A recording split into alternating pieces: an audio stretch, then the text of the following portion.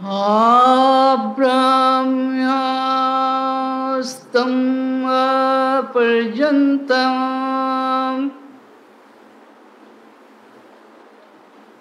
ब्रह्मात्मा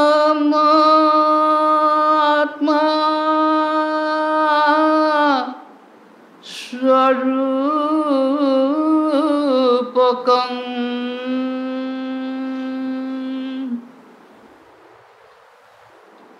प्रणमामि जगत्मयम्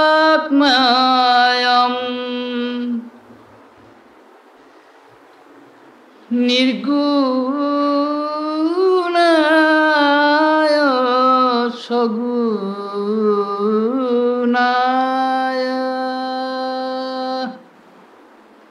सर्वस्वरूपिणे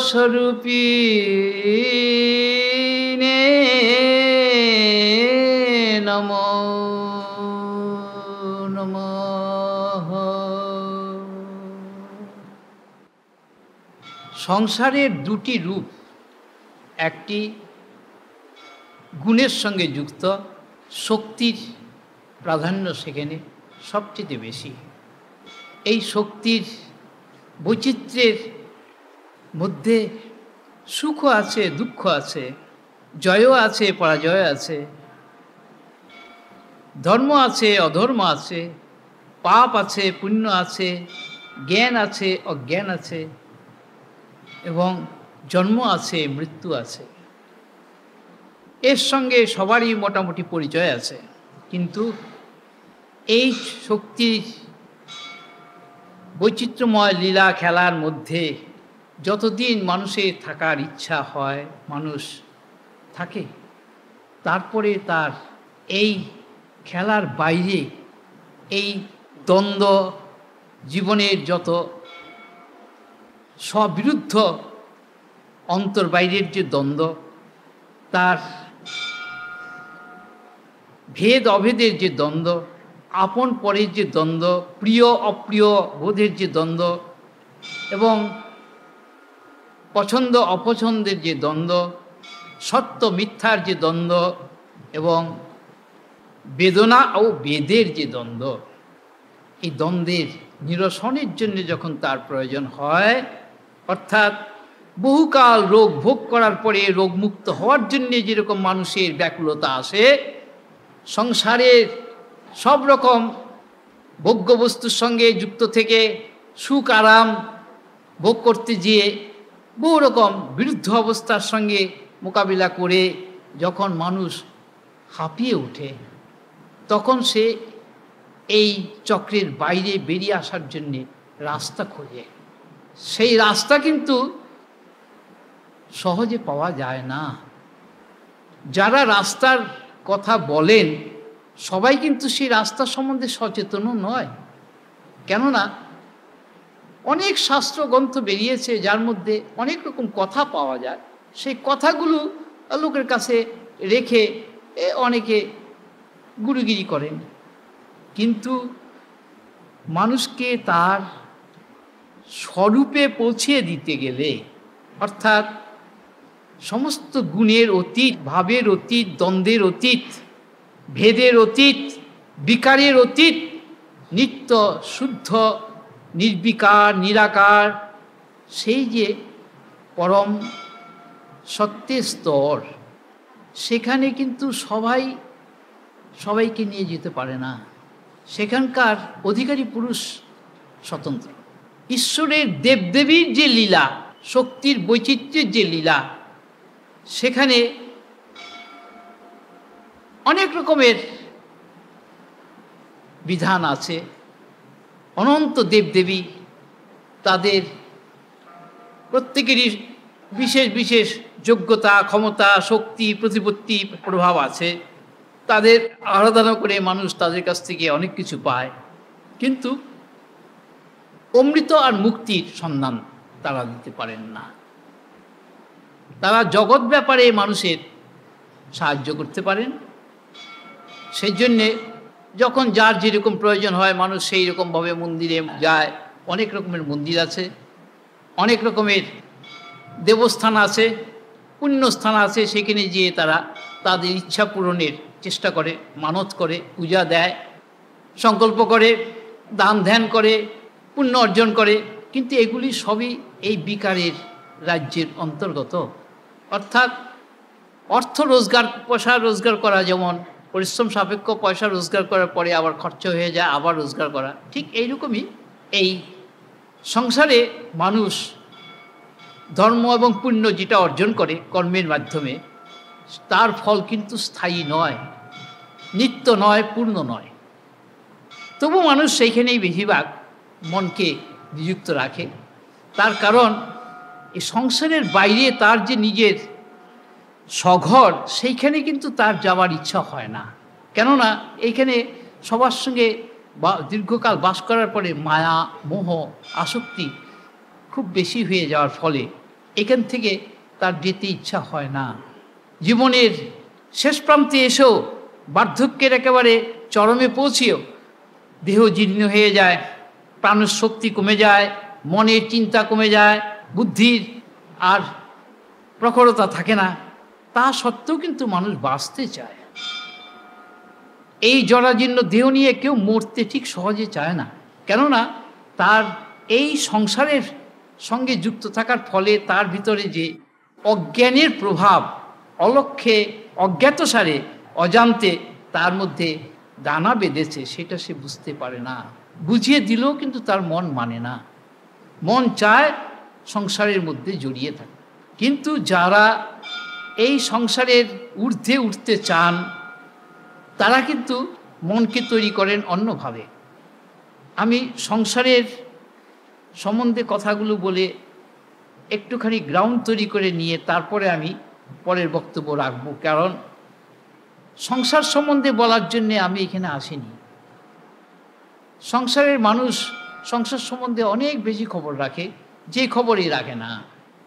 কেননা যেখানে সব কিছুই বিকারী, পরিণামী, মিশ্রণ বলে, অস্থায়ী এবং অনিত্য, সুতরাং সেখানে স্থায়ী, পরিণামী নয়, যেটা অপরিণামী নিত্য বস্তু, সত্য বস্তুর সন্ধান করা বৃথা। এখানে চোখে আমরা যা দেখি তা কিন্তু সত্য নয়, কানে আমরা যা শুনি তাও সত্য নয়, আর সমস্ত ইন্দ্রিয় দিয়ে যা আমরা এখানে ভোগ করি তা কিন্তু সবই বিকারী, তার ফল সবই বিকারী। এই বিকারী ফল আমরা বারবার রোজগার করি, সংগ্রহ করি, আবার খরচ হয়ে যায়, তখন আবার হায় হায় করি। এই হলো সংসারের বিশেষ একটা দিক, যেটা বিচারপূর্বক জানা যায়, বিচার না হলে জানা যায় না। এই বিচার কিন্তু ওই কোর্টের বিচারের মতো নয়। এই বিষয়ে কিন্তু খুব সচেতন হতে হবে। আমি যে বিচারের কথা বলবো সেই বিচার কিন্তু স্বতন্ত্র, বুদ্ধির অতীত। রাজ্যে যেতে হলে যে বিচার দরকার সেটা বুদ্ধির নিচে থেকে জানা যায় না। প্রকৃতির রাজ্যে প্রকৃতিজাত বস্তু দিয়ে প্রকৃতির সেবা করা যায়, কিন্তু প্রকৃতির ঊর্ধ্বে যাওয়া যায় না। প্রকৃতির ঊর্ধ্বে যেতে গেলে মানুষের যা দরকার সেই কথাগুলো দিয়ে আমি আজকের প্রসঙ্গ আরম্ভ করব। তার কারণ নেগেটিভ প্রসঙ্গ আধ্যাত্ম রাজ্যের বিশেষ একটা অংশ, খুবই দরকারি অনেকের কাছে, কিন্তু সেই নেগেটিভ পথ সবার জন্য নয়। আমি অল পজিটিভ যে সত্য এবং অল পজিটিভ যে পথ, মত ও তার লক্ষ্য, সেই সম্বন্ধে আজকে কিছু আলোচনা করা হবে। এখন সংসারে মানুষ প্রত্যেকেই ভালো থাকতে চায়, সুখে থাকতে চায়, কেউ অসুখ চায় না, কেউ বিকার চায় না। তবু জীবনে বিকার আসে কেন, দুঃখ আসে কেন, অভাব আসে কেন? এই প্রশ্নের উত্তর কিন্তু সংসারী মানুষের কাছে নেই। থাকলে সে তো সমাধান করিয়ে ফেলতে পারে, কিন্তু নেই, এটা ফ্যাক্ট। এখন এই যে সংসারে দিন কয়েক বেশ ভালোই চলে, তারপরে আবার কোথার থেকে একটা অশান্তি এসে পড়ল, বেশ কতদিন ভালো থাকার পরে আবার অশান্তির জন্যে মন খারাপ, শরীর খারাপ, বাড়ির সবারই তখন মেজাজ খারাপ। এর থেকে রেহাই পাওয়া কিন্তু খুব কঠিন।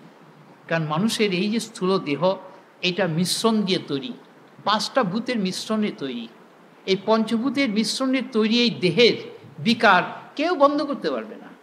ভগবানের যখন অবতার হয়ে আসেন, তাকেও এই পঞ্চভূতের ফাঁদে পড়তে হয়, এই পঞ্চভূতের বিকারে তাকেও যুক্ত থাকতে হয়। কিন্তু তার চিত্ত নিত্য শুদ্ধ বুদ্ধ মুক্ত সত্যের সঙ্গে যুক্ত থাকে বলে এই বিকার তাকে স্পর্শ করতে পারে না। এইটুক শুধু বাহ্যত তফাৎ মানুষের সঙ্গে। কিন্তু সত্যিকারে যারা জ্ঞানী বা যোগী বা যথার্থ ভক্ত, তাদের জীবনের বৈশিষ্ট্য কোথায় সেটা বাইরের আচরণ দেখে বোঝা যায় না। সংসারটা সত্যি কথা বলতে গেলে অনেকের মতে খুব মজার জায়গা, আনন্দের জায়গা, কিন্তু এই আনন্দ স্থায়ী আনন্দ নয়। এখানকার সুখ ইন্দ্রিয়জ, দেহ ইন্দ্রিয় দিয়ে ভোগ করতে হয়, কিন্তু তার ঊর্ধ্বে যাওয়া যায় না। দেহ ইন্দ্রিয় দিয়ে যা কিছু আমরা ব্যবহার করতে যাই তাহা কিন্তু স্বল্পকাল স্থায়ী হয় এবং সসীম হয়। এটাও কিন্তু অনেকে হয়তো সঠিকভাবে ধারণা করতে পারেন না। এখন আমরা রোজই খাওয়া দাওয়া করি, খিদে পায়, খাই, ক্ষুধা বন্ধ হয়ে যায়, মরে যায়, আবার কিছুক্ষণ বেশ থাকে, তারপর আবার ক্ষুধা পায়। এরকম পরিশ্রম করি, কাজ করি, আবার যখন বিশ্রামের দরকার হয় আমরা ঘুমাই। এই একটা মোটামুটি নিয়মের মধ্যে দিয়ে আমরা চলি, কিন্তু এই গতানুগতিক এই নিয়ম এর বাইরে যাওয়া কিন্তু সবার পক্ষে সম্ভব হয় না। মানুষের ঘুম না হলে মানুষের সত্যি খুব কষ্ট হয়, মানুষের যদি ক্ষুধা না পায় তাহলে খুব কষ্ট হয়, হজম ঠিক মতো না হলে কষ্ট হয়। এরকম বহু রকমের কষ্ট তো মানুষের আছে, কিন্তু কষ্ট নাই এরকম মানুষের সন্ধান পেলে আমরা তাকে কিভাবে গ্রহণ করব? বিশ্বাসই করব না। হ্যাঁ, শরীর আছে, কষ্ট নেই, কেমন কথা? কিন্তু আছে। শরীর থাকা সত্ত্বেও যারা শরীরটাকে মৃতবৎ প্রথম থেকেই গ্রহণ করে নিয়েছে, যেমন জামা কাপড় পোশাক পরি, জামা কাপড় পোশাকের কোনো চেতনা নাই, সেগুলোকে আমরা ব্যবহার করি আমাদের দেহ আবৃত করার জন্যে, ঢেকে রাখার জন্যে। আমরা খাবারও খাই, খাবারগুলি চেতন নয়, জড়। আমরা জড় বস্তুটা ব্যবহার করি মন দিয়ে, কিন্তু চেতনকে মন দিয়ে ব্যবহার করা যায় না। একটা মস্ত বড় পয়েন্ট মনে রাখতে হবে সবার। চেতনকে কখনো মন দিয়ে ব্যবহার করা যায় না, কেননা মন নিজেই জড়। কাজেই যে চেতন বস্তু নিত্য, সেই নিত্য বস্তুর মধ্যে মন, প্রকৃতিজাত মন এমনভাবে খেলছে, মনের মধ্যে সেই চেতনের আভাস এসে পড়াতে, সেই জ্যোতি আভাস মানে রিফ্লেক্টেড লাইট এসে, সেই রিফ্লেক্টেড লাইট কত রকমের রিফ্লেকশন তৈরি করে সৃষ্টি করছে। এইটি হচ্ছে মায়ার খেলা, জাগলারি গেম অফ মায়া। মায়া মানে হচ্ছে অজ্ঞান, কিন্তু মায়ার মধ্যে কিন্তু আকাশ পাতাল তফাৎ। এই কথাটা বহুবার আমি এখানে উল্লেখ করেছি, এই জন্য কেউ কনফিউশন না করে। মায়া কিন্তু মা নয়, মা কিন্তু স্বতন্ত্র। মা হচ্ছে সম্পূর্ণ চৈতন্যময়ী, মায়া হচ্ছে অচেতন। এই অচেতনের খেলাই জগতে সবচেয়ে বেশি। জড়বস্তুর সঙ্গে ওই চেতন এর কিছুটা লাইট মিশ্রিত হয়ে এই খেলা হচ্ছে, জড় চেতনের লীলাভূমি। এখন এই যে লীলা, এই লীলা সংসারী মানুষের কাছে খুব প্রিয়। সেই জন্যে ছোটোবেলা শিশু থাকতেই তাকে সংসার খেলা সে শেখে, মেয়েরা ছেলেরা সংসার খেলা, বড় হয়ে সেই সংসারই তারা পাতে। কিন্তু এই সংসারের মধ্যে আমাদের খুব মন দিয়ে যদি কিনা আমরা লক্ষ্য করি, এর মধ্যে আমরা কি দেখতে পাই? কতগুলো জিনিসের সংগ্রহ এক জায়গার থেকে আরেক জায়গায় আনা হয়, সেই সংগ্রহ করে সেইটাকে কিছুকাল ব্যবহার করা হয়, ব্যবহার অন্তে দেখা যায় যে আবার সেই অভাব পূর্বের মতোই উপস্থিত হয়েছে।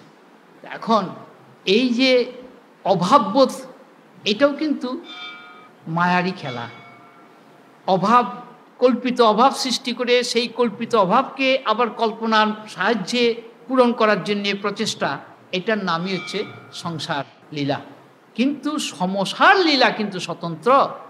সেইখানে যারা মানুষের মধ্যে যারা ভগবানের সন্ধান পেয়েছেন, ভগবতী মাতার সন্ধান পেয়েছেন, তারা কিন্তু মায়ার ঊর্ধ্বে, যদিও সংসারে তারা আছেন কিন্তু সংসার তাদের মধ্যে নেই। সংসারী মানুষের সংসারটা কিন্তু মনের ভিতর ঢুকে বসে গেছে। সেই মনের থেকে কিন্তু সংসারকে তার কিছুতেই সরিয়ে নেওয়া সম্ভব নয়। যতই জপ তপ ধ্যান করুক, দান ধ্যান করুক, ব্রত নিয়ম পালন করুক, তীর্থ ভ্রমণ করুক, তার দ্বারা কিন্তু হবে না, যতক্ষণ পর্যন্ত না সেই পরম জ্ঞানের সঙ্গে তার সাক্ষাৎ হয়েছে। মানে সেই জ্ঞান স্বরূপ যে সত্যবস্তু, তার সঙ্গে যোগাযোগ না হওয়া পর্যন্ত মায়ার খেলার যত রকম প্রভাব, সেইটি ঘুরে ফিরে তার কাছে আসবেই। এখন আমাদের মুনি ঋষিগণ শাস্ত্রের অনেক চ্যাপ্টার তৈরি করে গেছেন, ভিন্ন ভিন্ন অবস্থার কথা বর্ণনা করে গেছেন, কীরকম কর্ম করলে কীরকম ফল পাওয়া যায় সে বর্ণনা করে গেছেন। সংসারে মানুষ থাকতে গেলে তার অভাব পূরণের জন্য নানা রকম তার জিনিসের দরকার, সেগুলো কি করে পূরণ করা যায়। কর্মকাণ্ডের মধ্যে বেদের এতে একের ভরপুর।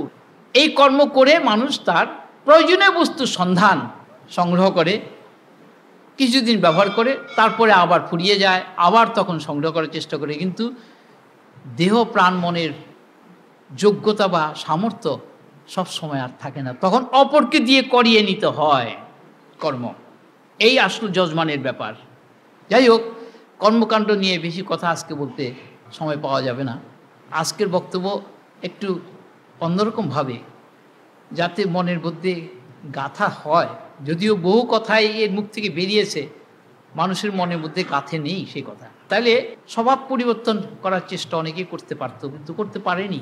স্বভাবটা এমনই বস্তু, আমাদের প্রকৃতি আমাদের যেমন জলের গতি নিচের দিকে যাবেই, প্রকৃতি মানুষকে বস্তুর দিকে নেবেই, বিষয়ের দিকে নেবেই। যেইখানে যত রকমের গোলমাল, সেই দিকে মানুষ ধাবিত হয় সবচেয়ে বেশি। বিকারের দিকে মানুষ অজ্ঞাতসারই চলে যায়, কেননা এটা হচ্ছে প্রকৃতির ধর্ম। মানুষ যেখানে গেলে পরে হট্টগোল হইচই তার জন্য জড়ো হচ্ছে, সেখানে আরও বেশি লোক এসে জড়ো হওয়ার চেষ্টা করে। কিন্তু যত বেশি মিশ্রিত হবে তত বেশি গোলমাল হবে। সত্য কিন্তু অবিমিশ্র, এইটা মনে রাখতে হবে। সত্যের পথে যেতে হলে কিন্তু একক হতে হবে, সিঙ্গল আউট হতে হবে, তাহলে পরে সত্যের পথে সাধনা হবে না। সত্য আর জ্ঞান কিন্তু অভিন্ন বস্তু। বাড়িতে ছেলে মেয়েরা যখন পরীক্ষা আসে, পরীক্ষার সময় যদি, পড়ার সময় যদি কেউ বাড়িতে চিৎকার পারে, গোলমাল করে, কথা বলে, তাহলে কি বাচ্চা ছেলে মেয়েদের পড়াশোনা হবে? বিদ্যা কিন্তু অবিদ্যার সঙ্গে ওই বিষয়ে চলতে পারবে না। বিদ্যার রাস্তা আলাদা, অবিদ্যার রাস্তা আলাদা। আমি একটু পয়েন্ট আউট করছি কয়েকটা কথা। সত্যের পথ ঠিক সেই রকমই। ধর্মের পথে দুটো ধর্মের পথ আছে, একটা হচ্ছে জাগতিক ধর্ম, আর একটা হচ্ছে অতীন্দ্রিয় জগতের ধর্ম, যেখানে ইন্দ্রিয়র ব্যাপার নেই। কিন্তু যারা ইন্দ্রিয়ের রাজ্যে ওই একটা কথা শুনলে সে কথার জবাব দেওয়ার জন্য তার সঙ্গে আবার আলোচনায় বসলো, আবার এদিকে ধর্ম করছে, মালাও জপছে, এগুলো কিন্তু সব গোজামিলের ব্যাপার। এগুলো শুনে হয়তো অনেকের মনে আঘাত লাগতে পারে, কিন্তু আমাকে পয়েন্ট আউট করতে হবে যে why men cannot get rid of all this troubles. এই বিপদের থেকে, অভাবের থেকে, এই কষ্টের থেকে কেন উদ্ধার হতে পারে না? তার নিজের মনই তার জন্য দায়ী। তার মন কি করছে? মন তার যেটা ভালো লাগছে সেটা করছে। ভালো কি লাগছে? ভালো তো লাগে অনেক কিছুই। আমাদের গা চুলকাতেও তো ভালো লাগে, চুলকাতে তো ঘা হয়ে যায়, কিন্তু তারপরে ওষুধ লাগাতে হয়। কথা বলতে ভালো লাগে, এমন গল্প আরম্ভ করলো যে অনেক সময় পার হয়ে গেল, ওষুধ খাওয়ার সময় ভুলে গেল, পেটে ব্যথা আরম্ভ হয়ে গেল। আমি এগুলো ছোট ছোট কয়েকটা পয়েন্ট আউট করছি। এখন সংসারটা হচ্ছে এমনই জায়গা যেখানে আমাদের সত্যকে ব্যবহার করার সুযোগ দেয় না, কেননা এখানে অজ্ঞানের প্রভাব সবচেয়ে বেশি। তমগুণের প্রভাব আর রজগুণের প্রভাব এখানে এত বেশি যে সেখানে সত্যগুণকে আসতে দিতে চায় না। আসলো সেটাকে আবার মুড়িয়ে ঘুরিয়ে দেয়, যার জন্যে মানুষের সাত্ত্বিক বৃত্তি হয় না। দেবতাদের মধ্যে সত্যগুণের প্রাধান্য বেশি, কিন্তু জীবজগতে মানুষের মধ্যে তমগুণের রজগুণের প্রাধান্য বেশি। আর বিশেষ করে কলিযুগে তো আরও বেশি। মুখে সে ধর্মকথা অনেক কিছু বলছে, অনেকে গীতা মুখস্থ করে আউড়িয়ে বলতে পারছে, কিন্তু গীতার অনুরূপ একটা কাজও সে নিজে করে না, এরকমও দেখা গেছে। যাক গিয়ে, এখন বক্তব্য হচ্ছে যে মানুষের প্রয়োজনটা কি? খালি অভাব পূরণ, এই তো একটা দিক গেল ঠিকই, কিন্তু আর একটা অভাব যে মানুষের আছে সেটা হচ্ছে কি? সে যে নিজেকে ভুলে আছে, তার নিজের স্বরূপ যে কি সেটা সে ভুলে আছে। সে স্বরূপের কথা তো তার মনে পড়ে না। বাড়িতে যতগুলো মেম্বার আছে প্রত্যেকের কথা মনে পড়ে, কার কি নাই, কার কি দরকার, কার কি প্রয়োজন, এবং অমুকে কি বলেছে, অমুকে কি করেছে, অমুকের কি করেনি, কি করা উচিত ছিল, অমুকের সম্বন্ধে কি নানান রকমের ব্যাপার নিয়ে মানুষ কত রকম জল্পনা কল্পনা করে।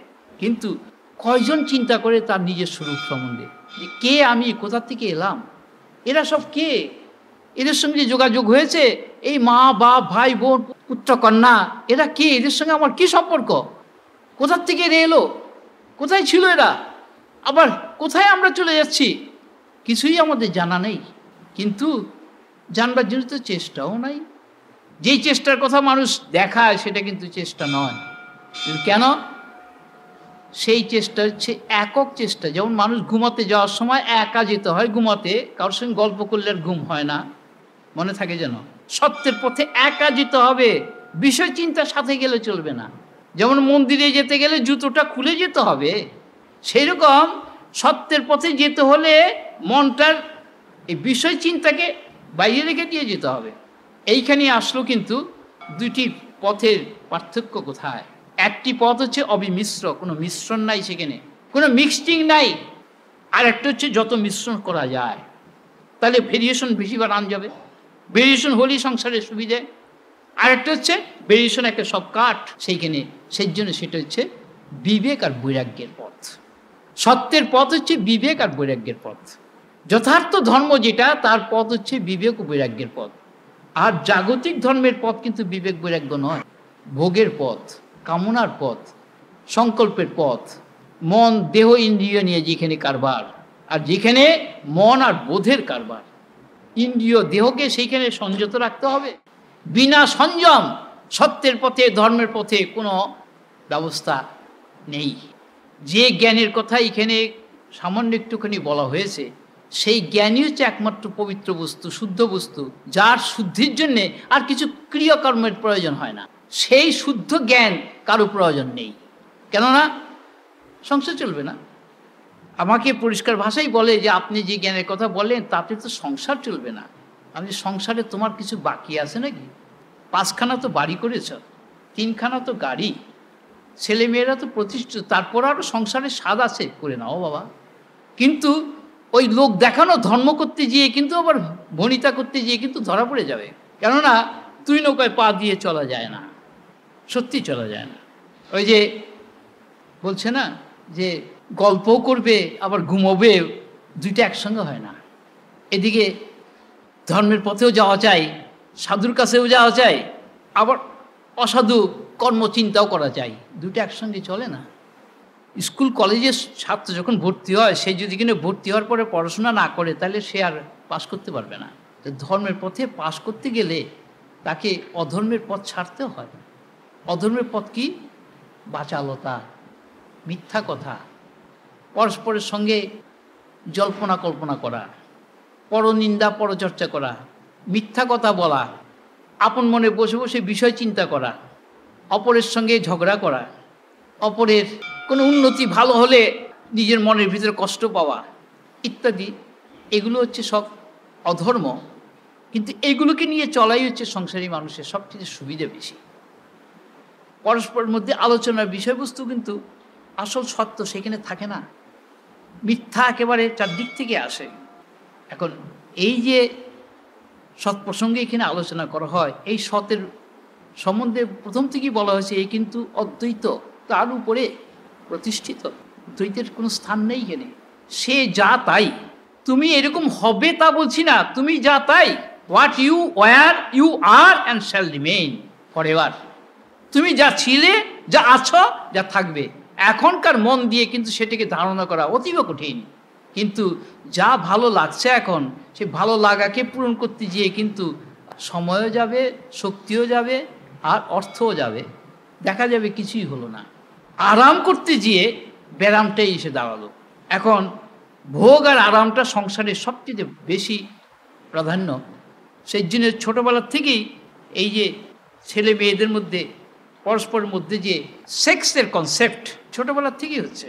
আজকালকার বড় বড় সাইকোলজিস্টরা বলে সন্তান মার পেটে থাকতেই নাকি সেক্সের কনসেপ্ট তার ভিতরে স্টার্ট করে। যারা সাইকোলজি পড়েন তারা হয়তো বললে কথাটা বুঝতে পারবেন, যারা পড়েন নাই তাদের বোঝাতে গেলে অনেক সময় সাপেক্ষ ব্যাপার। সেক্সটা হচ্ছে দেহ ইন্দ্রিয়ের মধ্যে যে সুখ বৃত্তি, সেটি মনের মাধ্যমে দেহের সঙ্গে যোগাযোগ হয়।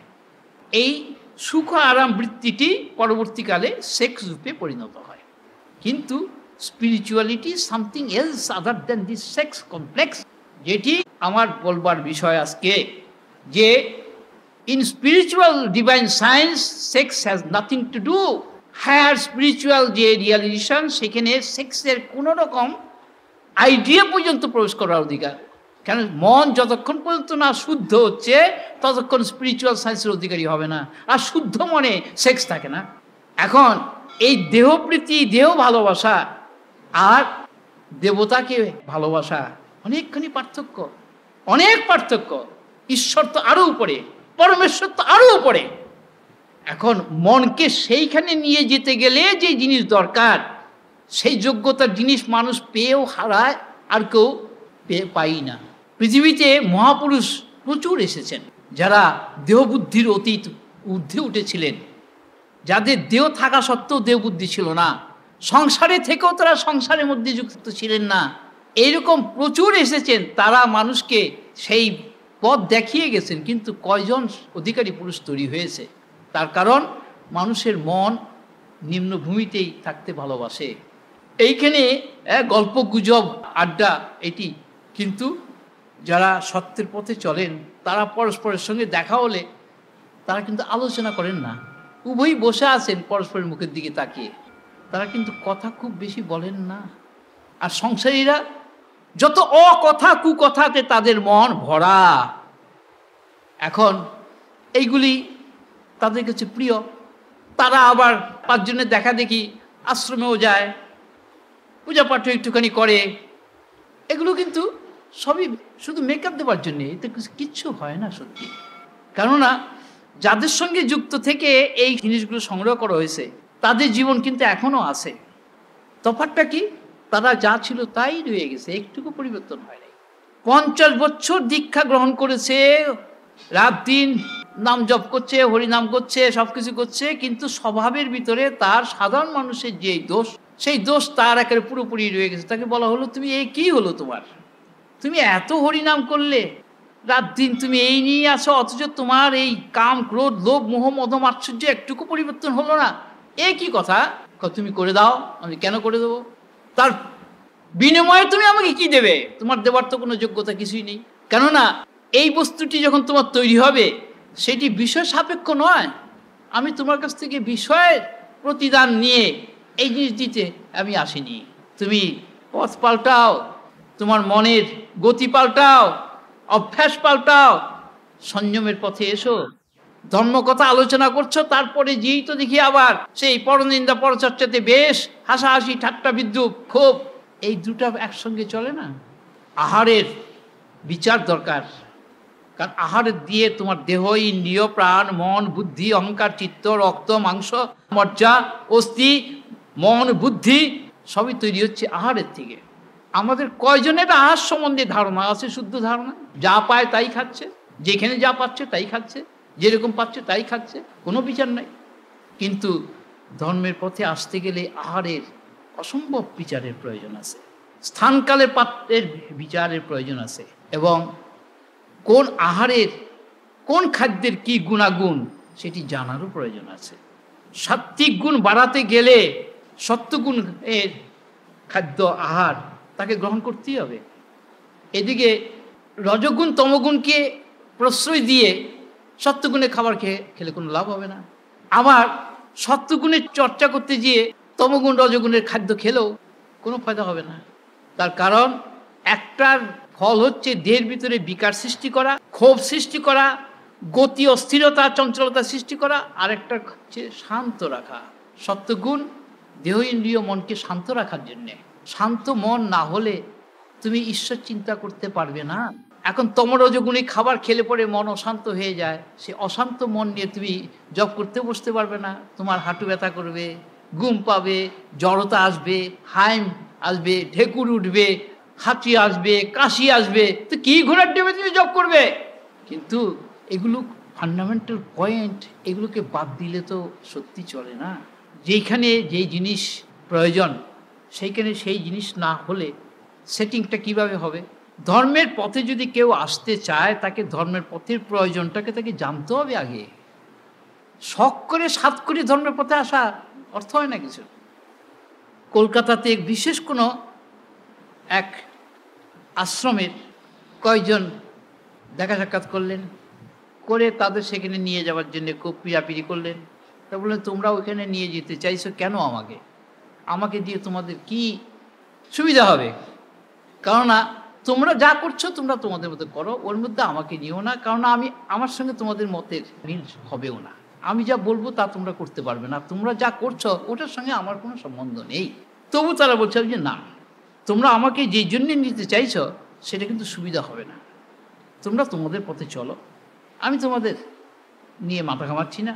আমাকে নিতে গেলে তোমাদের খুব মুশকিল হবে, এই কারণে যে আমার জীবনের ধারার সম্পূর্ণ স্বতন্ত্র, আমার বিচার সম্পূর্ণ স্বতন্ত্র। তোমরা আশ্রম করেছো, আশ্রমের স্বার্থে তোমাদের অনেক কিছু খোয়াতে হয়েছে, আমার তো খোয়াবার কিছু নেই। কার জন্য আমি খোয়াবো বলো?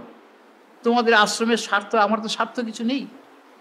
এখন চিন্তা করে দেখো যে তোমাদের স্বার্থ বজায় রেখে তোমরা আমার সঙ্গে যে যোগাযোগ করতে চাইছো কিসের জন্যে? আমি যা বলবো সেগুলো তোমরা কোনো দিনই করতে পারবে না, কারণ সেই অভ্যাস তোমাদের আশ্রমে নেই, তোমাদের সেরকম ব্যবস্থাও নেই। দ্বিতীয়ত, সেই ব্যবস্থা যদি না করতে পারো তাহলে আমাকে নিয়ে লাভটা কি? তোমরা তোমাদের মতে আছো, থাকো। তাদের কাছে শুনে আরেক সম্প্রদায়, তারাও আবার আপনি না বাবা, সম্প্রদায় নিয়ে তোমরা আসো, সম্প্রদায় নিয়ে থাকো, কিন্তু সত্যর পথে যেতে হলে সম্প্রদায়ের ঊর্ধ্বে কী করে উঠা যায় সেটা আগে দরকার। তোমরা নানান রকম তিলক ফোঁটা সব মার্কস, এক্সটার্নাল মার্কস দিয়ে নিজেকে পরিচয় করে দিতে চাও, তোমরা বৈষ্ণব, তোমরা শাক্ত, তোমরা শৈব, সোয়াংশো। এগুলো তো হচ্ছে লিমিটেশন। সত্য তো লিমিটেড না, কোনো নিয়মের অধীন সত্য নয়। আমি সেই সত্যের পরিচয় পেয়েছি যেই সত্য অনাবিল, নির্মল, শুদ্ধ, পবিত্র এবং অবিমিশ্র এবং অখণ্ড। তার মধ্যে খণ্ড করে ভাগ করে ব্যবহার করার উপায়ও নেই। আর সেই সত্যের সঙ্গে যোগাযোগ হয়ে গেলে তুমি আর মিথ্যার প্রশ্রয় দিতে পারবে না। যেমন MA পাস করার পরে তুমি আর অ্যালফাবেটিক্যাল স্টেজে ফিরে আসতে পারবে না, পারবে কি?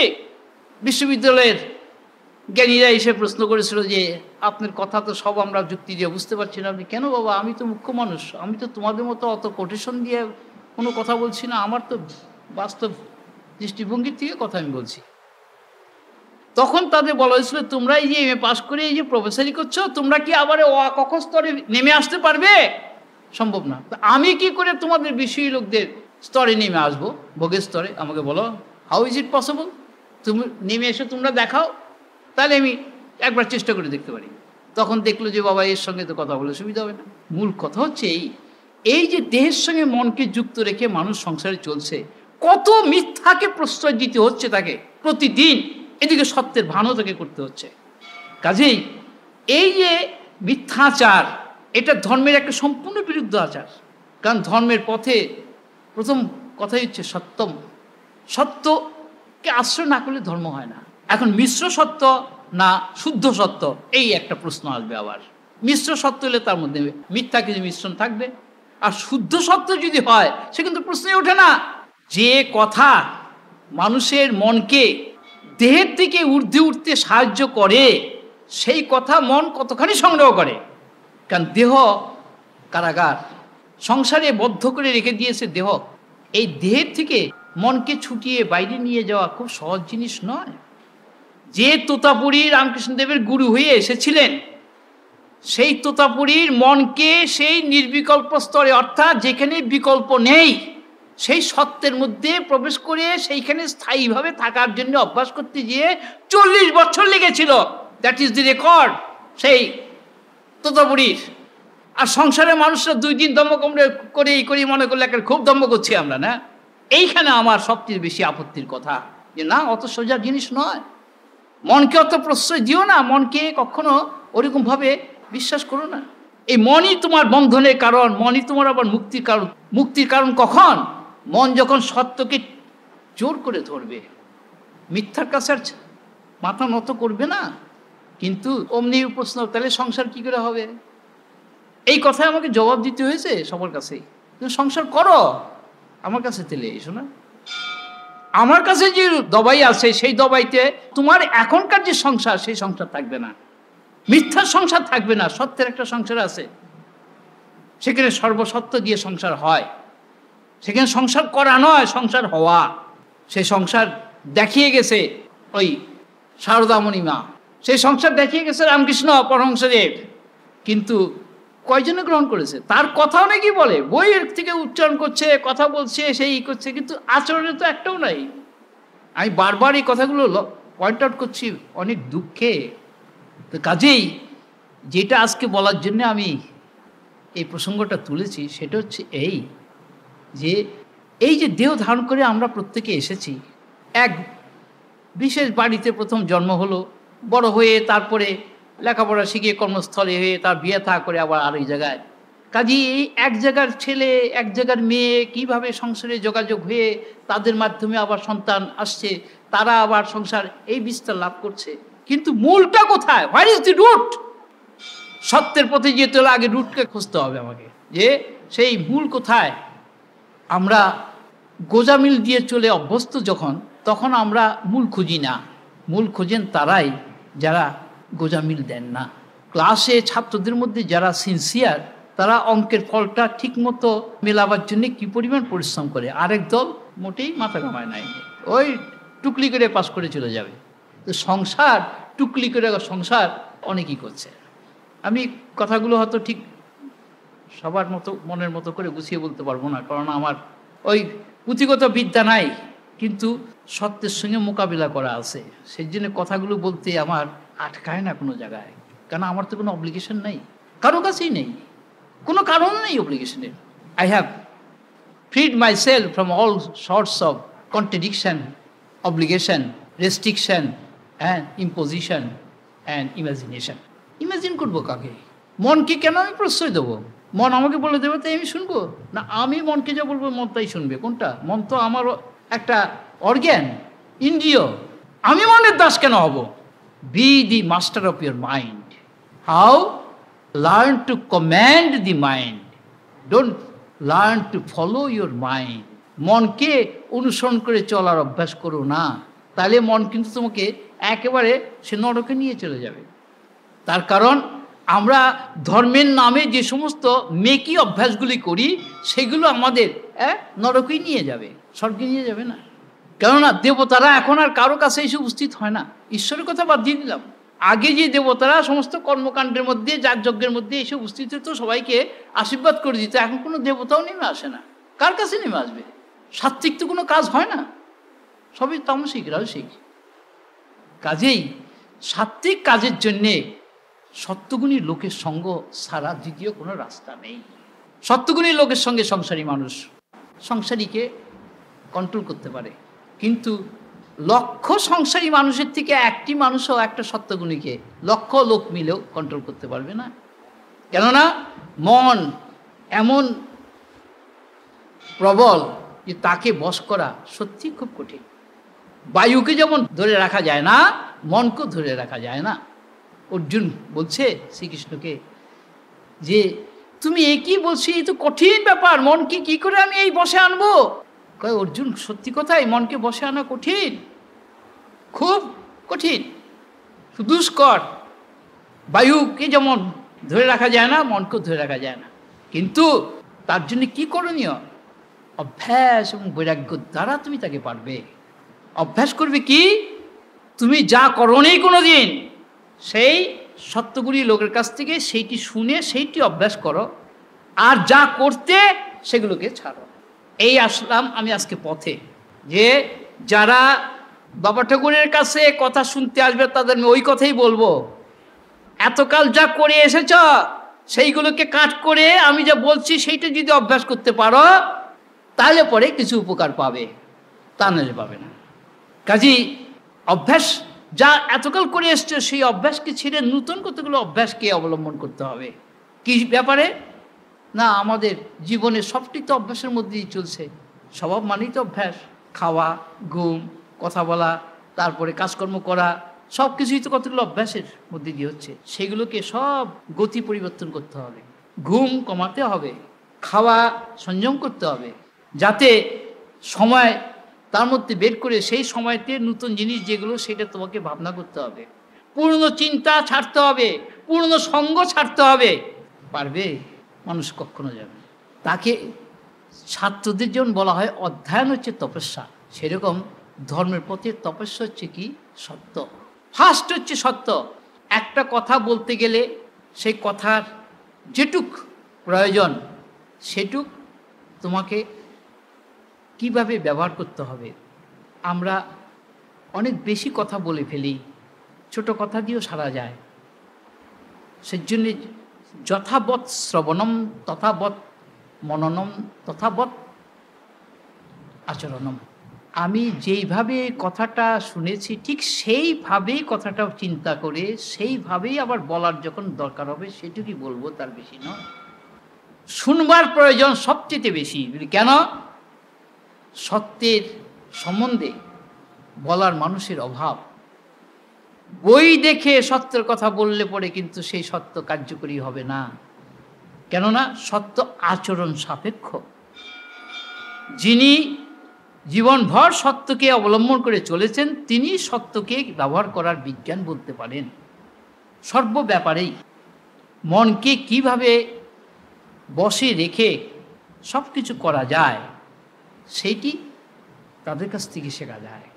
যদিও নানা মুনির নানা মত, কিন্তু যেই সত্যের পথেই চলুক তাকে ফান্ডামেন্টাল কতগুলি নৈতিক মানকে বাড়াতেই হবে। এই যে মরাল টিচিং বাদ দিয়ে কখনো রিলিজিয়াস টিচিং হয় না। মরাল টিচিংটা কেন? আমাদের মনের গতি এই সবসময় বহির্মুখী, মনের সঙ্গে ইন্দ্রিয় যুক্ত, ইন্দ্রিয়কে অবলম্বন করে মন কাজ করে, ইন্দ্রিয় দেহের সঙ্গে যুক্ত এবং ইন্দ্রিয়ের বিষয়গুলো বাইরে সব রয়েছে, শব্দ স্পর্শ রূপ রস গন্ধ। কিন্তু সত্যের পথে চলতে গেলে শব্দ স্পর্শ রূপ রস গন্ধ এই পাঁচটাকে মন যেইভাবে চিন্তা করে ঠিক উল্টো দিকে চিন্তা করতে হবে।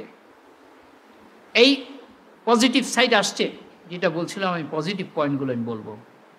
যেমন কাম ক্রোধ লোভ মোহ মদ মাৎসর্য, এই ছটা হচ্ছে আমাদের অন্তরে রিপু অর্থাৎ শত্রু। এই ছটাকে আমরা পোষণ করে সংসার পালন করছি। এই ছটাকে ছেড়ে দিলে কিন্তু আর সংসার হয় না। সংসার মানে এই ছটাকে পোষণ করা। আমি আরও সংক্ষেপে এসে যাচ্ছি। কাম ক্রোধ লোভ মোহ মদ মাৎসর্য এই ছটাকে পোষণ করার মানে সংসার পোষণ করা। কাম মানে মন যেটা চাইছে সেটা পূরণ করা হলো কাম। মন কি চাইছে? কখনো বস্তু, কখনো বস্তুর গুণ, কখনো শক্তি, কখনো অর্থ, কখনো ব্যক্তি বিশেষকে নিজের বশে চাইছে ইত্যাদি। সবসময় সে খালি দখলে পেতে চায়। কামের এই হচ্ছে ধর্ম। ঠিক উল্টোটা ব্যবহার করতে হবে, দখল ছাড়তে হবে। ক্রোধের সময় শরীরের ভিতরে আমাদের কতগুলো সিক্রেশন বেড়ে যায়। কাম যখন কিনা প্রতিহত হয়, বাধা পায়, যেটা ভোগ করতে চাইছে, যেটা পেতে চাইছে, সেটা যখন বাধা পায় তখনই ভিতরে এই ক্রোধের সৃষ্টি হয়। ক্রোধের সৃষ্টি হওয়ার মানে কতগুলো গ্ল্যান্ডসের থেকে কতগুলো সিক্রেশন হয়, পয়জনাস সিক্রেশন, সেগুলো নার্ভসকে এক্সাইটেড করে দেয়, ফলে ওই অল্প সময়ের মধ্যে নার্ভসকে দুর্বল করে ফেলে দেয়। ক্রোধ হলে পরে বাস করলে একটা ঠিকই, তারপরে সে কিন্তু দুর্বল হয়ে পড়ল, এবং এই দুর্বলতা মেকআপ দেওয়া কিন্তু খুব কঠিন। তার নার্ভসগুলো শাটার্ড হয়ে গেল। এই হতে হতে হতে হতে হতে সিস্টেমটাই করাপ্টেড হয়ে যায়। এই ক্রোধ যখন আসে তখন কি করণীয়?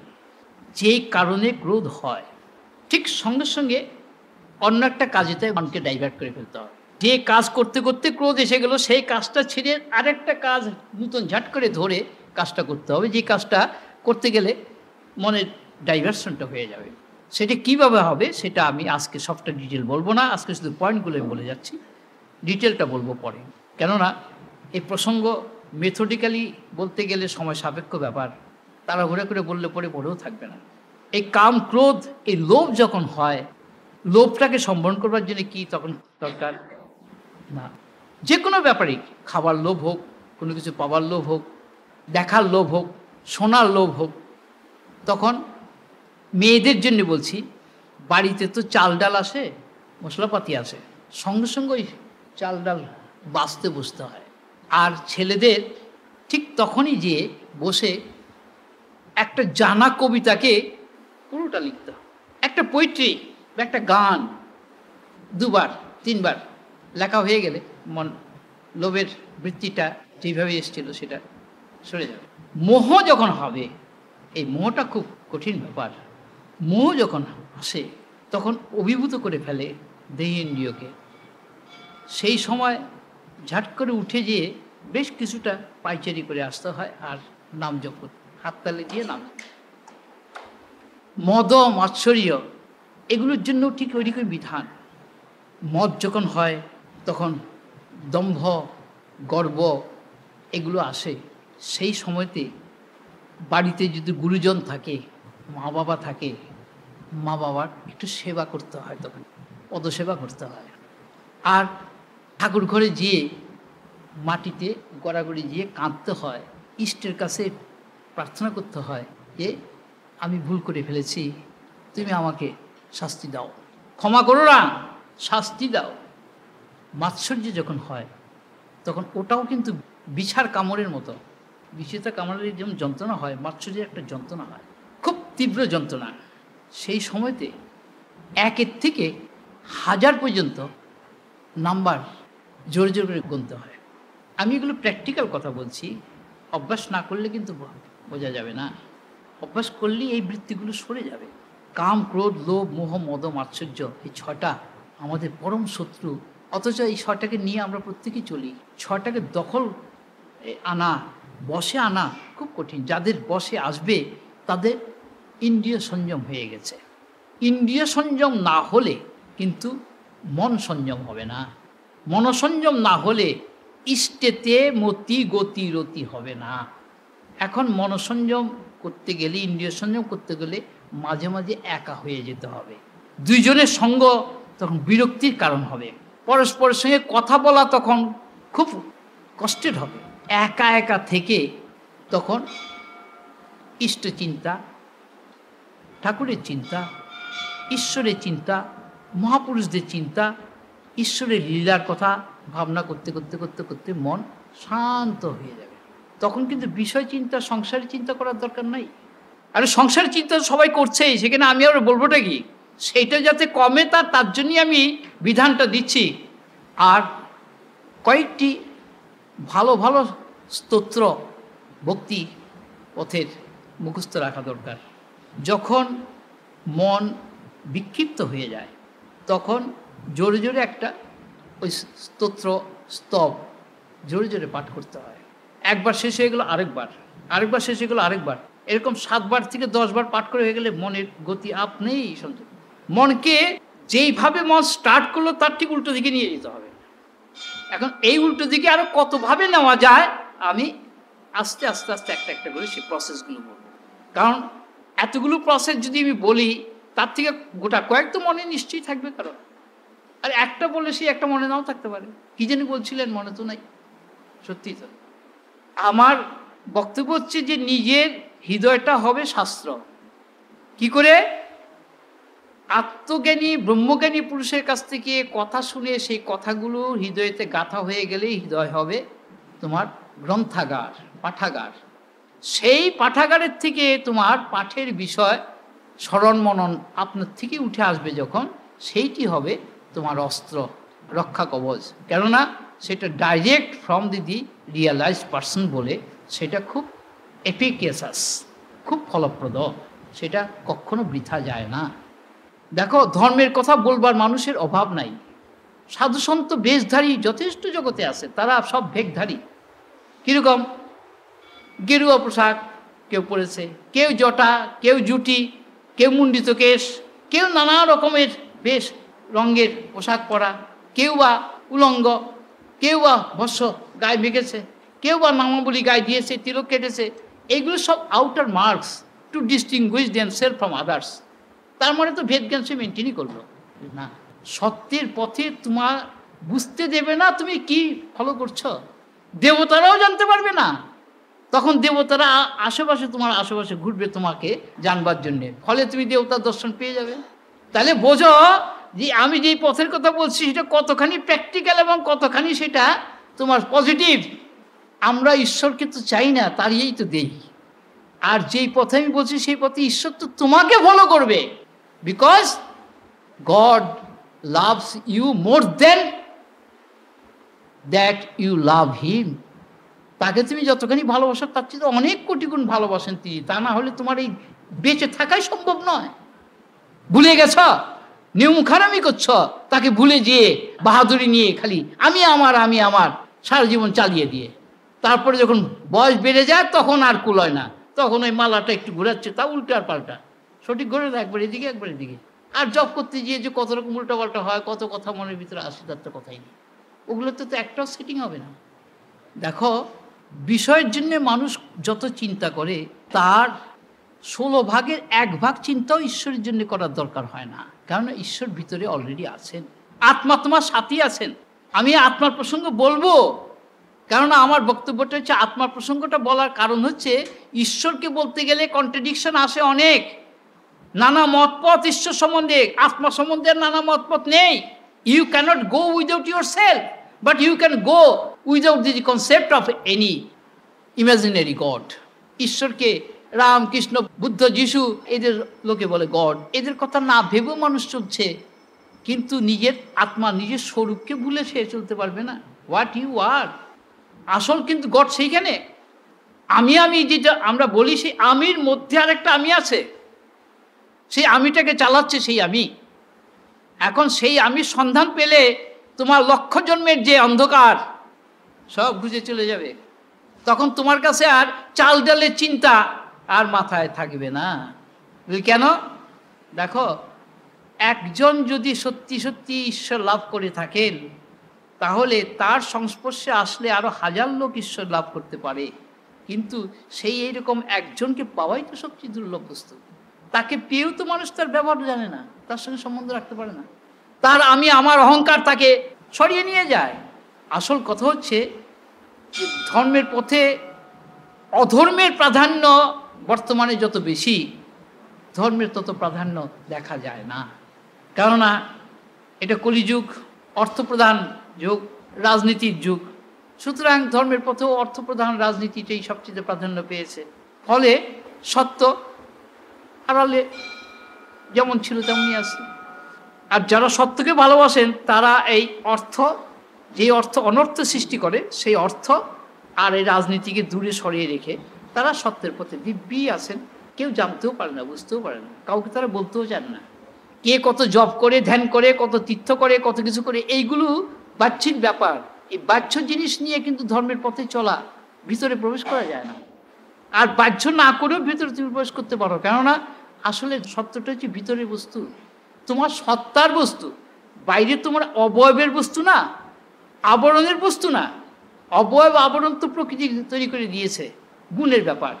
তুমি তো গুণাতীত, যেখানে গুণ প্রবেশ করতে পারে না, যেখান থেকে ফিরে চলে আসে। মনও যেখানে প্রবেশ করতে পারে না, বুদ্ধি যেখানে প্রবেশ করতে পারে না, তাহলে তাকে আমরা কি দিয়ে ধরবো?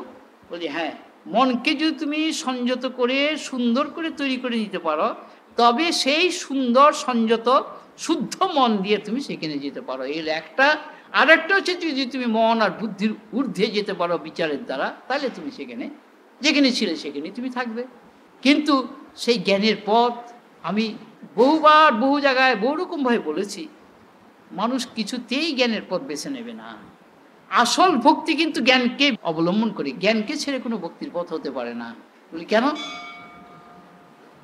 আরে আমি যে ঈশ্বরকে ভালোবাসবো, যাকে জানি না চিনি না তাকে ভালোবাসা যায়? হ্যাঁ, যাকে কোনদিন দেখিনি তাকে ভালোবাসা যায় আন্দাজে? এটা মিথ্যা কথা, সত্যি কথা নয়। সংসারেও দেখো, মানুষ যে মানুষকে ভালোবাসে, যে যাকে জানে চেনে বহুদিনের পরিচিত তাকেই ভালোবাসতে পারে। জানা নাই চেনা নাই ঝাট করে একজন লোক একজনকে ভালোবাসবে, এটা কখনো সম্ভব হয় না।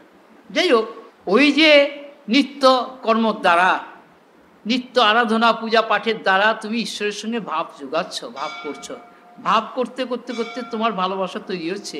ওটা জ্ঞান সাপেক্ষ ব্যাপার, অনুভূতি সাপেক্ষ ব্যাপার। অনুভূতি না বাড়লে তোমার ভালোবাসা আসবে না। আর আমি সেই অনুভূতি দিয়ে আরম্ভ করেছি সবার সামনে, যে জ্ঞান ছাড়া তুমি কোনো জিনিস আরম্ভই করতে পারো না। কাজেই আমার কাছে আগে জ্ঞান, তারপরে ভালোবাসা। আগে ভালোবাসা, তারপরে জ্ঞান না। আগে ভালোবাসা আসলে পরে আসক্তি এসে যাবে, আসক্তি আসলে অজ্ঞান এসে গেল। আর জ্ঞান আগে আসলে প্রেম আসবে, আসক্তি আসবে না। প্রেমের মধ্যে কোনো বিকার থাকে না। আমি আত্মা, আত্মাকে আত্মা ভালোবাসে, অনাত্মাকে আত্মা ভালোবাসে না। কাজে আত্মার দৃষ্টিতে জড় বস্তুর কোনো অস্তিত্ব নেই। তোমরা এই যে জড়কে পূজা পাঠ করছে, এই জড়ত্বের আত্মাকে নিয়ে তা কখনো করবে না। আত্মাকে নিয়ে আত্মবোধ দিয়ে আত্মাকে পূজা করছে, জ্ঞান দিয়ে জ্ঞানের পূজা করছে। জ্ঞানময় যজ্ঞ তপ, কেননা জ্ঞান স্বরূপের তপস্যা হচ্ছে জ্ঞানময়, কর্মময় না। কর্মময় হচ্ছে অজ্ঞান আর জ্ঞান যেখানে মিশা আছে, সেইখানে ওই ভোগের জন্যে, বিষয় লাভের জন্যে কর্মের প্রয়োজন হয়, জ্ঞান লাভের জন্য কর্ম নাই। জ্ঞান জ্ঞান কর্ম সাপেক্ষ নয়, কর্ম নিরপেক্ষ। তাহলে কি? খালি গুরু কৃপা সাপেক্ষ। গুরু যদি জ্ঞানের কথা তোমার সামনে বলেন তবে তুমি জ্ঞান লাভ করতে পারবে, নতুবা বই পড়ে শাস্ত্র পড়েও সেই জ্ঞান তোমার হবে না। শাস্ত্র পড়ে একটার জায়গায় আরেক রকম ভুল বুঝে পড়বে, কিন্তু সদ্গুরু তোমাকে ভুল বলবেন না। তিনি যা তাই তিনি বল, কারণ তিনি জ্ঞান স্বরূপ। জ্ঞান স্বরূপ কখনো জ্ঞানকে ভুল পথে প্রকাশ করতে পারেন না। কিন্তু কর্মের পথে আমাদের বহু রকম ভুল হয়, সেই জন্য আবার শোধন করার দরকার হয় জ্ঞানের সাহায্য নিয়ে। জ্ঞান ছাড়া তুমি শোধন করতেই পারবে না। তোমার ভুল ভ্রান্তি শোধন করতে গেলে জ্ঞানেরই দরকার। জ্ঞান ব্যবহার করতে গেলে মনকে সংযত করা দরকার, শুদ্ধ করা দরকার।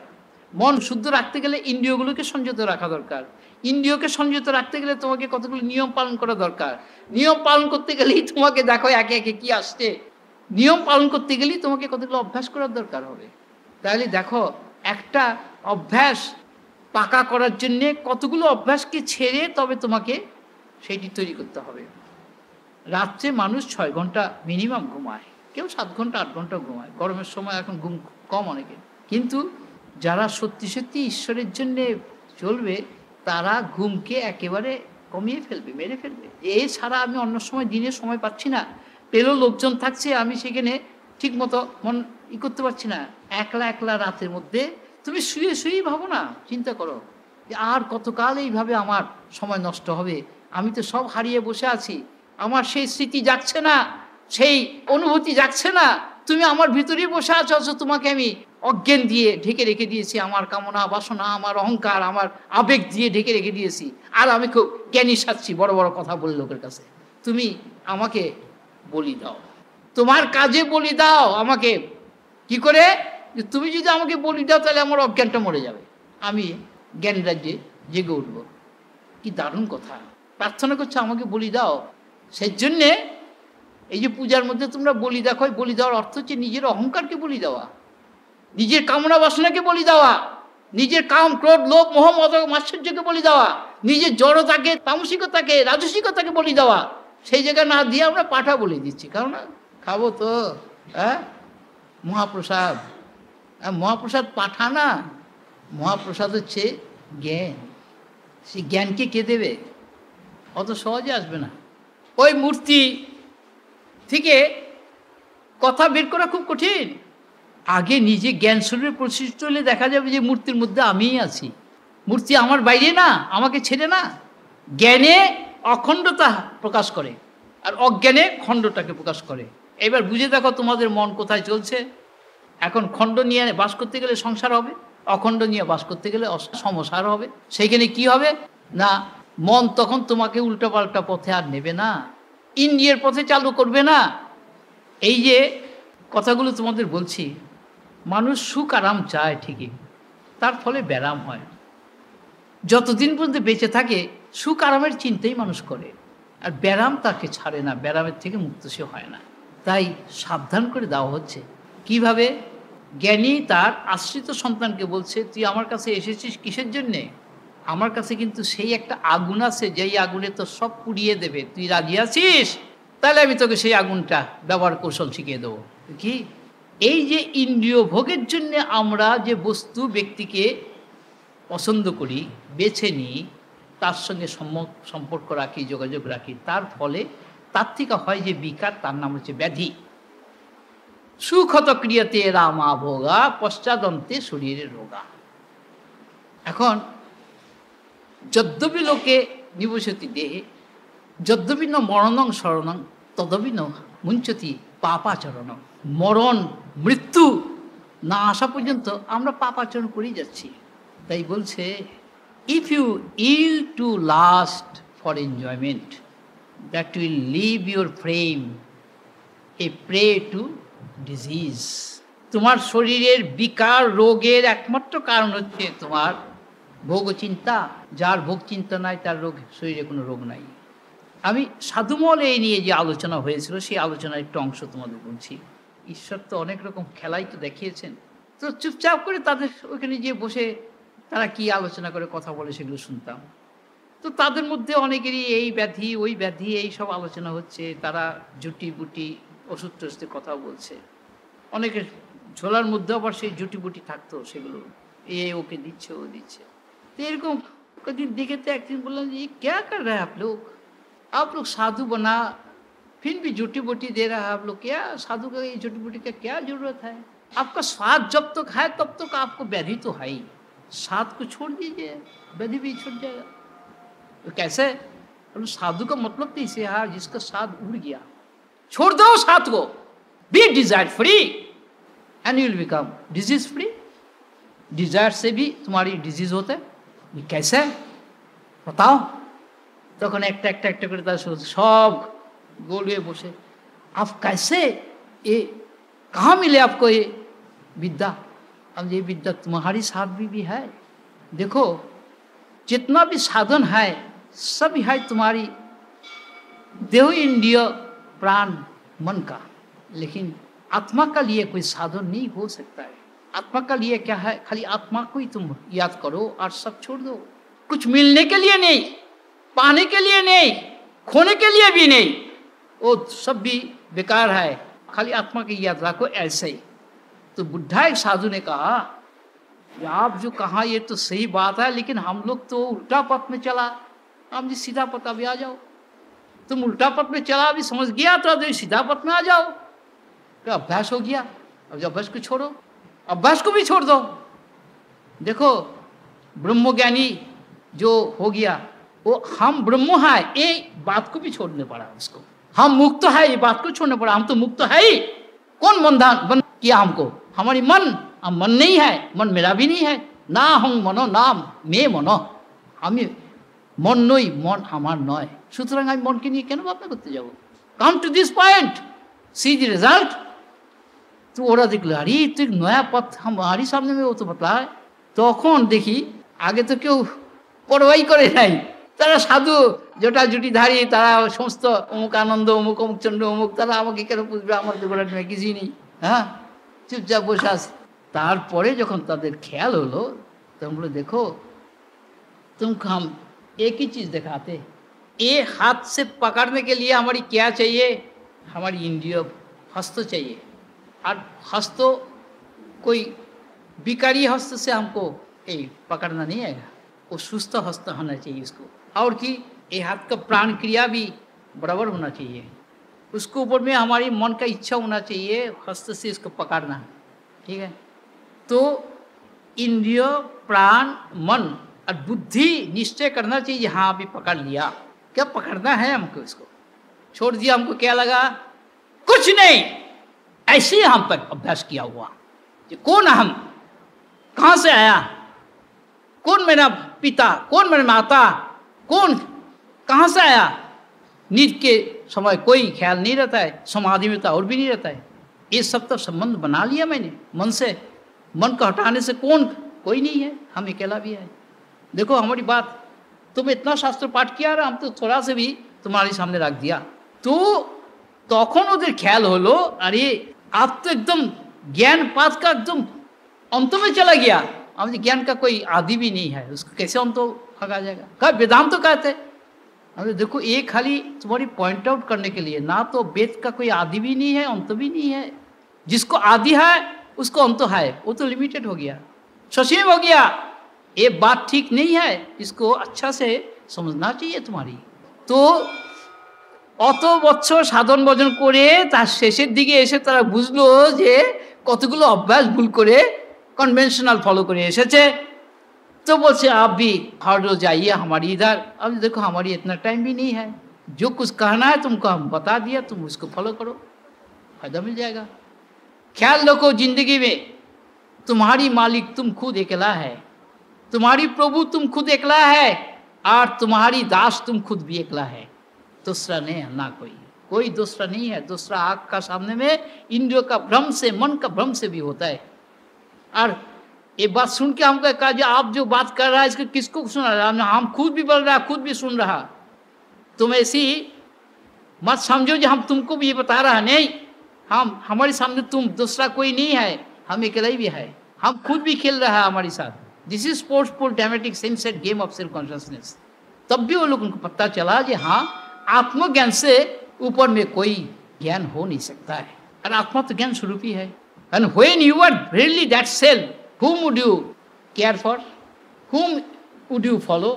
इसीलिए कहा कि हमारी कोई गुरु भी नहीं है, हमारी कोई शिष्य भी नहीं है, ना कोई किसी को हम गुरु मानते हैं, ना कोई किसी को हम शिष्य मानते हैं, क्योंकि एक आत्मा भी है, एक आकाश है। जितना भी कमरा बना लिया सब कमरा में एक ही आकाश है। हम उपाधि लगा दिया, लेकिन उपाधि कोई चीज़ को अब भाग नहीं कर सकता है। हमारी बात किसी को विकार नहीं बना सकता है, विकार को नाश कर सकता है। क्यों? ये this is knowledge of knowledge, not knowledge of action, person, thing, time and result.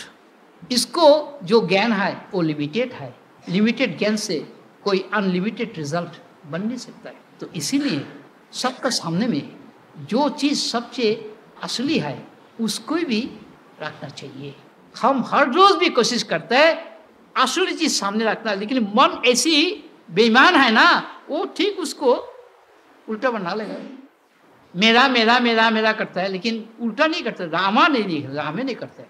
Ram का लिए रखो, राम है आत्मा, और जीव भाव है मैं जो करता है। अहंकार, अहंकार को दास बना लो, सेवक बना लो, पुजारी बना लो। कितना सीधा रास्ता है तुम्हारे सामने। क्या मन से चलता है मानुष, मनेर मानुष बोले ना। मन को जब प्राधान्य देगा तो तुम मानुष बन जाओगे, और मन को सेवक बनाओ तो देवता बन जाओगे, और मन को बस में ले आओ तो ईश्वर बन जाओगे, और मन को एकदम नाश करो तो परमात्मा बन जाओगे। बस हाय तो तुम परमात्माई स्वयं। এখন এই পরমাত্মা বোধে আবার যেতে হলে আমাকে যে মাঝখানের এই যে নিজের মনের কল্পনাগুলোকে আমার কি করতে হবে? হয় সেগুলোকে ছাড়ো, না সেগুলোকে জ্ঞানাগ্নি দিয়ে পুড়িয়ে ফেলো। পুরাতে গেলেও আমার পরিশ্রম করতে হবে। আপনি বাবা অত পরিশ্রম করা আমার দ্বারা চলবে না, আমি একবারে ওই ছাড়লাম, বাস পুড়িয়ে গেল। এখন এই ছাড়ার পথে যদি কেউ প্রশ্ন করে যে আমি আমার সংসার ছাড়বো, সংসারকে তোমার ছাড়তে হবে না। তুমি সংসারকে কি ধরেছ সেটা বিচার করে দেখো। তোমার মন ধরেছে, তুমি ধরো নাই। তুমি তোমার মনটাকে ধরো না। কি করে? সংসারকে ধরতে হবে না। সংসার তুমি করছো না, সংসার করছে কিন্তু ঈশ্বর। তুমি জানো না কালকে তোমার কি হবে, ঈশ্বর কিন্তু সব ঠিক করে রেখে দিয়েছে। আমরা তবুও কিন্তু নিজের সেই অহংকারকে কেউ ছাড়ি না। ইস, কি যোগ্যতা অহংকারের আছে, কি ক্ষমতা আছে। এখন ঈশ্বর তো ওই এরকমভাবে নাচাচ্ছে না সবাইকে, পুতুল নাচের মতো করে। কিন্তু সত্যি কথা বলতে গেলে কি, ঈশ্বর কাউকে সত্যি নাচাচ্ছে না।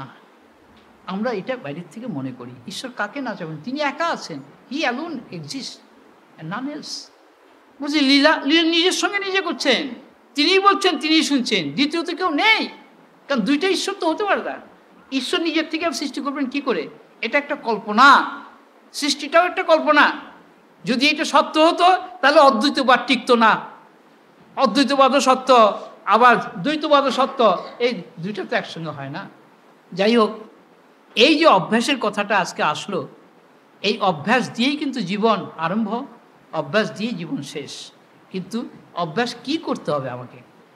যে অভ্যাসগুলো এতকাল করে এসেছি আমরা, সেই অভ্যাসগুলোকে উল্টা দিকে, যেমন ঈশ্বরের থেকে আমরা কত দূরে চলে এসেছি বলে মনে করছি। বাড়ির থেকে যেমন এখানে এসেছে সবাই, আবার বাড়ি যেতে হলে অতখানি রাস্তা যেতে হবে না। তাহলে এখন যদি বলি সেই এতখানি অজ্ঞানের পথ পার হয়ে নিজের সচ্চিদানন্দ ঘরে যেতে হবে, তুমি রাস্তা পাবে কোথায়? কি করে যাবে? যদি 9টা 9:15 হয়ে গেছে, তাহলে তো এখন হরি হরি করতে হবে, শিব শিব রাম রাম করতে হবে। ঠিক আছে, আমার যখন মুডটা আসে তখনই সময়টা হয়ে যায়। আমি এইটাই দেখলাম কলকাতা ঠিক এরকম হতো। আমাকে বেশ করে প্রশ্ন করে সব যখন আমি বলতে বলতে আমার খেয়ালই নাই, সব দিকে কোথায় সব চলে গেছে, একা একা বলতে আরম্ভ করেছে। রাত্রি তখন ২টা বাজে, কেউই নাই। তার মানে হায় রে হায়, এরা শ্রোতা হয়ে এসছে আমার কাছে, বেশ দিব্যি খেয়ে দিয়ে মজা লুটে দম্ম করতে এসছে। ঠিকঠাক করুক ধর্ম। যাক, না এই যে এখানে একটা কে কি দিয়েছে, এটা দিয়ে দাও সবাইকে। এই মালাটা কে দিয়েছে দিয়ে দাও। এই যে মা, তোমার দেখো এর মধ্যে তোমার দিনপঞ্জিকা আছে। মঙ্গলবার দিন আছে, আর বলো, আর বৃহস্পতিবার দিন আছে, তারপরে আবার পরের সপ্তাহে আছে, বলে দাও ডেটগুলো। এইখানেই সচ্চিদানন্দ আজকের মতো।